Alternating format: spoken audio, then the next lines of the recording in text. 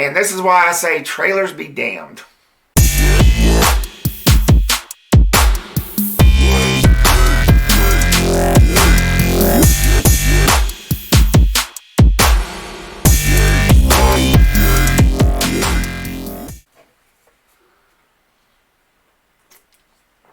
God, I love this stuff. Can't get enough of it. What's going on, guys, and welcome back. Gemini Man stars Will Smith as Henry Brogan, an over-the-hill hitman whose government betrays him, which then leads him to face off against a younger clone of himself. Alright, let's get into the positive, guys. First and foremost, Will Smith. He was great in this movie. I would say he was probably the only save for this movie. This movie has a lot of faults, but I'll get into those later. But Will Smith, he gave an amazing performance, as he always does, usually. I have been a fan of him since I was a kid, since Men in Black came out. Since his Fresh Prince days. I would literally lay back in my couch and watch Fresh Prince each week when it was actually coming on TV. That tells you a lot. But in Gemini Man, he showed great emotion, great depth to his character. He was very deep, especially the clone. He gets all teary-eyed, and he just can cry on cue. That's acting. And speaking of the de-aging, I thought they did pretty good. The effects team that did the clone of Will Smith, they made him look like 23 or 24 years old.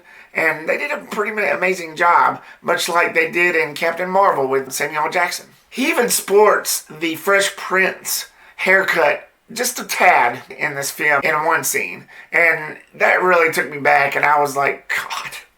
It's like I was watching the Fresh Prince man himself, only without the comedy. The look and feel of this film was pretty good. It was beautiful, it was bright, it was very clear. The film's director, Ang Lee, whose film credits include Hulk, Life of Pi, and many others, used a 4K 3D at a high frame rate of 120 FPS. And just by looking at this film, you could tell that this was filmed in a certain aspect ratio widescreen that most action films aren't really filmed in. It was wider, it was bigger, which really disappointed me, which I'll get to the why of that later. But this film did look awesome. The score was pretty decent as well. It was pretty deep and emotional. If it wasn't for how the movie was and pieced together, which again, I'll get into those in my mixed and negatives, but the score was pretty good all in all. So I might as well just put that in the positives because a score is a score, no matter how you put it. Alright, on to my mixed. Clive Owen plays the main villain in this film. He plays a guy named Clay, who actually molded this clone. He's part of the government. He's the man behind what everything's going on, behind the cloning and behind the betrayal. But, you know, as much as I like Clive Owen, I don't really see him in much. The only other thing I really do remember him in was the first Sin City. But his performance in this was okay. I just didn't get that menacing quality that I wanted from a villain. I just didn't get that vibe from Clive Owen. Mary Elizabeth Winstead plays a girl named Danny. I guess it's short for Danielle. She plays the partner for Will Smith. And I thought she was okay. I thought she did a better job in Final Destination 3, though. But she was okay in this film. I just didn't feel like she brought that much to the table. Although there was one scene where she did kind of save the human Will Smith. But that was in like one scene, I think. But without giving too much away, I thought she did an okay job. Which made the chemistry between them two a little better when they were together instead of just her alone. But it just felt like her character was not really that needed. Probably in a couple scenes, but that was it. And on to my negatives, and this is what really disappointed me.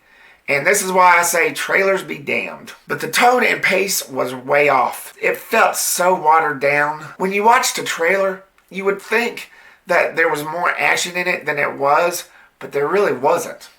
It was more dramatic than anything else. The action, it just felt stale. Like whenever the action would start, it's like it didn't know where it wanted to go. Even the tone and pacing in those fighting scenes was toned down. I don't understand that. And this was a movie that was filmed in the 1.85 aspect ratio widescreen, which movies like that should have more action in it because, come on, you can see more. But it just wasn't much there. It felt like a drunken sailor just hanging on and trying to catch his balance. It was just a total snooze fest, and it just really disappointing. It felt tipsy. It felt all over the place. It's like it didn't really know where it wanted to go. Am I saying that the entire film was a letdown? No. There were certain enjoyable moments to be had, but very little. But that can be mostly blamed on the tone and pacing of the film. And there wasn't much to the story either.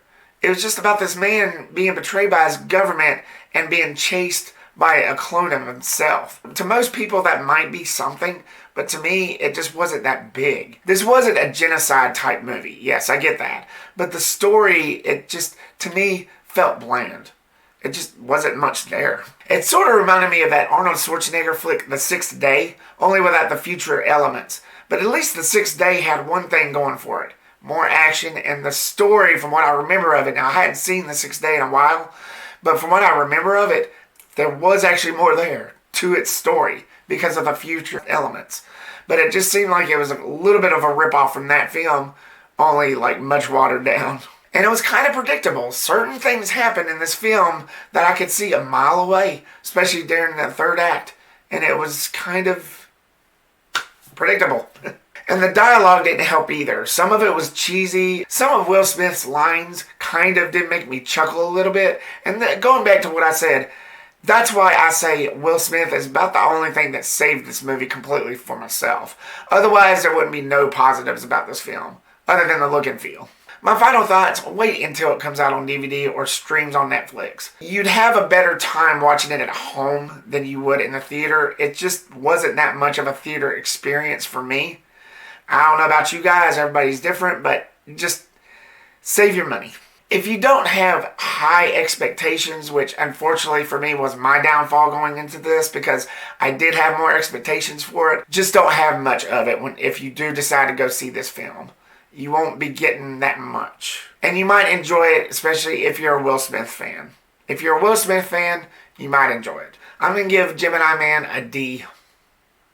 So, Gemini Man, what did you think of it? Leave me your thoughts down below in the comments. Stay tuned for more videos and reviews coming soon to a computer screen and cell phone near you. Make sure to like, subscribe, get reputized by clicking that bell icon, and click all so you don't miss any of my posts. Thank you so much, guys, for watching this video. Peace, the Red Pals.